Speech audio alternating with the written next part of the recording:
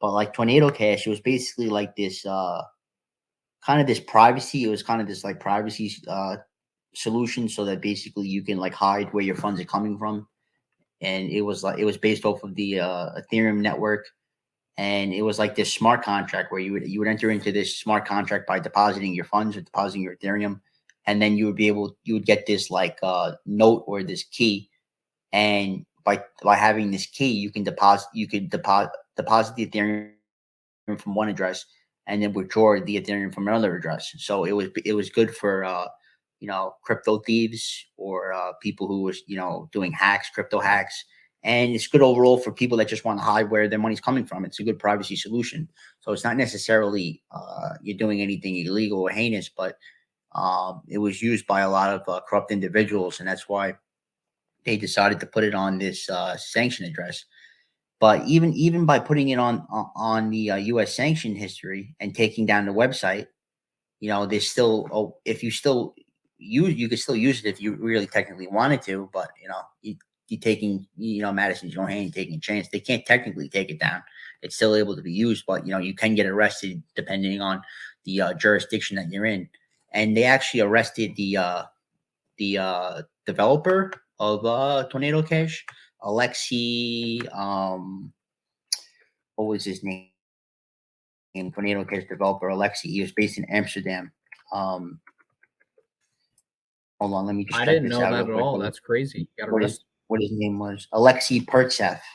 He was arrested in Amsterdam, and they basically arrested him for money laundering and basically the fact that he was involved in this Tornado Cash mixing service. And yep. Go ahead. Sorry about that. No, what were you gonna say? You go. Oh, I was gonna say, no. Like anything else, it's a tool. He made it so that it could ensure privacy for people and help protect where their money's coming from or where it's going. But of course, it's going to be used as a way of layering drug money or illicitly obtained money. And, it just got abused. It just got out of hand. I think we saw some of these crypto hacks, like the big ones that have happened where we knew the money went in on Tornado Cash, but we couldn't track it on the way out. I think CoffeeZilla did a video where he was talking about one of these big, maybe it was the Africrypt or something like that. One of those big exchanges that got sniped and people just stole a shitload of money, and the hacker just like ran it right through Tornado Cash, which, that's like par for the course for a fucking, crypto hacker. But the main thing is, it really is just, it's a weird tool, because this is the problem with tools like this is that, it's in the name of privacy, which inherently is a good thing, but you're going to have bad actors. You're going to have people that abuse systems like that and take advantage of it. And they kind of ruin it for everyone else, because if the main reason for it is for privacy, but then you have people coming in using it as a way to like layer money so that they don't get caught, that's a huge fucking problem. And especially because it's so hard to track when it comes out of there, like hence the name Tornado Cash, right? Like if you put $10 million and you could get increments of $5,000 in transactions going to like however many wallets, like it's very hard to fucking track. It's not like 10 million goes in and 10 million comes out in one clip. You could do increments of 1 million, you could do increments of 5,000, increments of 10,000. Like it's going to be very fucking hard to track. Yeah, of course, it's almost impossible to track. And the only reason they're putting so much pressure on these services like Tornado Cash and such is because you see North Korea, they stole like $2 billion this year off of crypto tokens. So they really want to go off the North Korea and such. So they're going to start attacking these services. You saw it with Binance. Binance now requires KYC, even the non-US version of Binance, and they lost a shit ton of customers actually once they required KYC. Now we're seeing this with Tornado Cash. We're combating the Lazarus Group and other hacking groups, and Kraken's going to be another one too. Kraken got in trouble. Iran was using their services to duck sanctions, and now I know Kraken's going to get fucking cracked down on too. Right, Iran was using Kraken as well, but as you said before, it's hard to track. We saw anonymous addresses basically sending parts of their ETH. So how you put money into Tornado Cash and then it mixes it and such. The people with the notes, they would send their ETH to random wallets and random celebrities, and basically by doing so, they got the celebrity's wallet and the other person's wallet sanctioned. So people were just sending it to random addresses to basically protest this sanctioning. And I think Jimmy Fallon's wallet got sanctioned as such. Logan Paul's wallet got sanctioned, and a whole bunch of these celebrities got sanctioned because they received funds from Tornado Cash that were coming into them randomly from these protesters and these protesting accounts. And we see this in Amsterdam where the guy was arrested. There's huge protests on the streets. There's violence going on in Amsterdam and such, and there's a whole bunch of protests in basically supporting this privacy token. And it's basically unheard of what's going on right now. Is that they're sanctioning? This is the first smart contract on the blockchain that has ever been sanctioned. It's revolutionary. Yeah, and it's not like you could use Monero either, because I think the IRS put like a pretty big bounty on Monero for anyone to crack it. And of course, they're not going to say whether or not they got someone to crack it, right? Like the whole thing is that, you don't find out until well after the fact that they do some type of big bust and they get a whole bunch of people. But yeah, I remember reading that I think the IRS put a $650,000 bounty on Monero, and they basically said, hey, we'll pay this out to anyone that cracks it.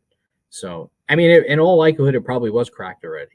All these privacy coins and cryptos that kind of pride themselves on obfuscating, because you can't really be like totally anonymous, but you can kind of obfuscate your identity like you can with your IP address or anything else online, or some of your information, encrypt it, right?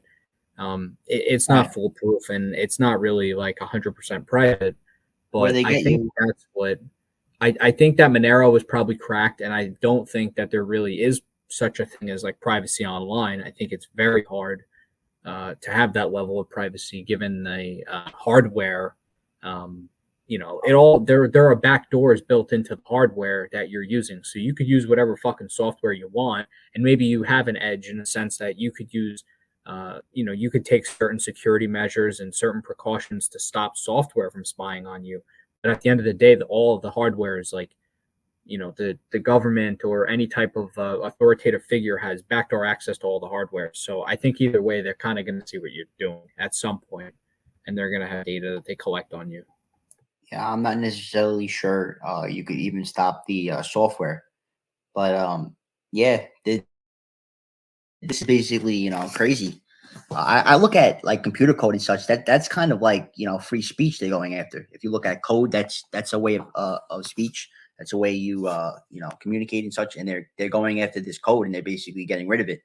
So the computer scientist code is basically speech. Yeah, and I And mean the code is proprietary too. It's like you said, it's someone's free speech, but it's also someone's, when you really think about code too, and especially someone like me who's I'm a pretty I like to say I'm, programming enthusiast, mostly working with some back end languages in my own free time on personal projects and stuff like that. But it also isn't just a form of free speech, but it's a form of ideas, which is big. It's a form of productivity. It's a form of innovation, and it really also is like an expression and in a way of almost like artistic expression as well.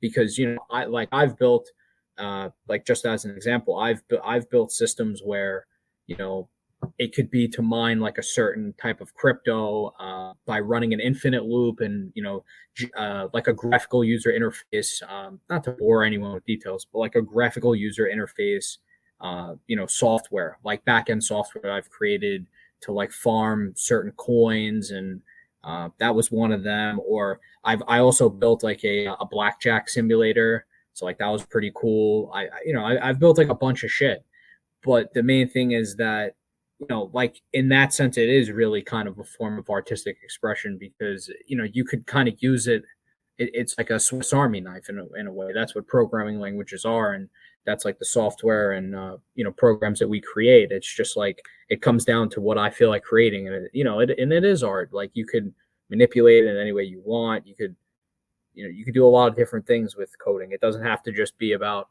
being productive or um, you know decreasing redundancies, or just being more overall more efficient. Like you could have fun with it, you could build games. Like there's a lot that goes into it. It really is like its own language, and I would agree with you 100% and wholeheartedly when you say that it's definitely a violation of someone's free speech.